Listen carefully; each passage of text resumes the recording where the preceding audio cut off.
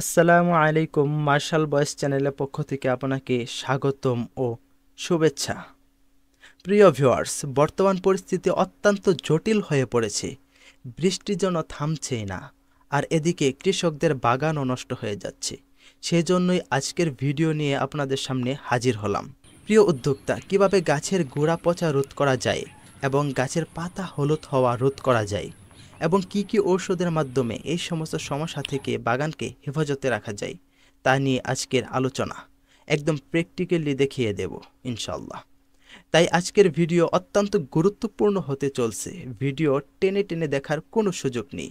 আর অবশ্যই আপনি আমাদের চ্যানেলে নতুন হয়ে থাকলে এখন এই চ্যানেলটা সাবস্ক্রাইব করে ফেলুন, আর ভিডিওতে একটি লাইক দিতে ভুলবেন না, এবং ভিডিও শেষে কমেন্ট করে জানাবেন।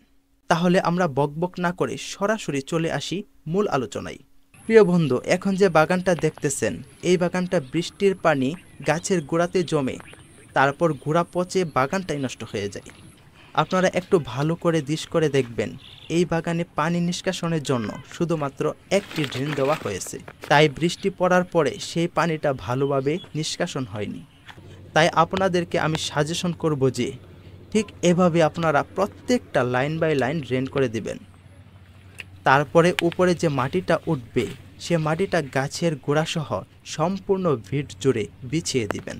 প্রিয় ভিউয়ার্স, বৃষ্টির কারণে এভাবে মাটি আমি বিছিয়ে দিতে পারি নাই। বৃষ্টি কমলে তারপরে আমি বিছিয়ে দিব ইনশাল্লাহ। প্রিয় উদ্যোক্তা, এভাবে মাটি দিলে শুধু গাছের গোড়া পচা রোধ হবে তাই নয়, গাছের নতুন মাটি থেকে তারা খাদ্য গ্রহণ করবে। এতে করে গাছের আকার আকৃতি এবং সঠিক মাত্রায় গাছ বৃদ্ধি হবে। প্রিয় ভিউয়ার্স, যে শিকড়টা দেখতে পাচ্ছেন সেই শিকড়ের গাছ অনেকটা দূরে। ভিউয়ার্স, মনে রাখবেন, গাছের শিকড় যত দূরে ছড়িয়ে ছিটিয়ে যায় গাছ তত সুন্দর হয়। দেখেন এই গাছ এবং এই গাছের ফলন কত সুন্দর হয়েছে। সেজন্য শিকড়ে চাই নতুন মাটি। এভাবে সম্পূর্ণ ভিট নতুন মাটি দিয়ে দিবেন। আচ্ছা, আমি আপনাদেরকে আরেকটু দেখাই। এই যে নতুন শিকড় দেখছেন, এই শিকড়গুলো বৃষ্টি পড়ার কারণে উপরে উঠে গেছে। তাই আপনারা এই শিকড়ের উপরে কোনো ধরনের সার ব্যবহার করবেন না।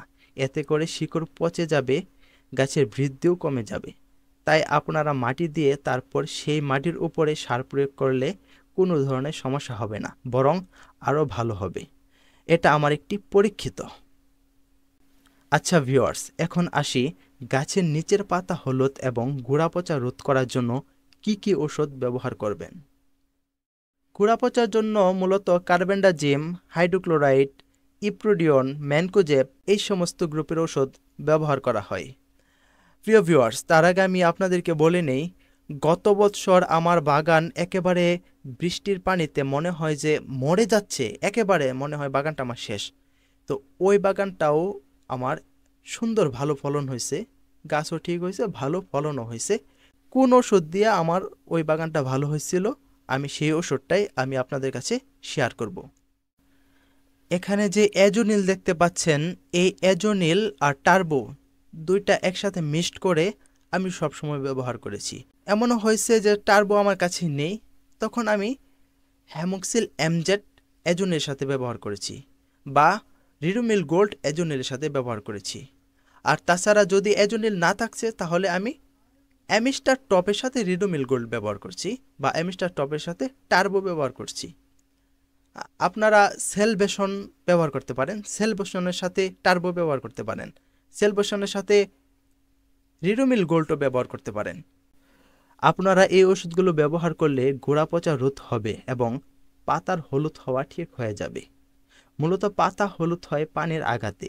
যদি দেখেন পানির আঘাত নেই, তাহলে বুঝে নেবেন নাইট্রোজেনের অভাবে পাতা হলুদ হয়ে গেছে।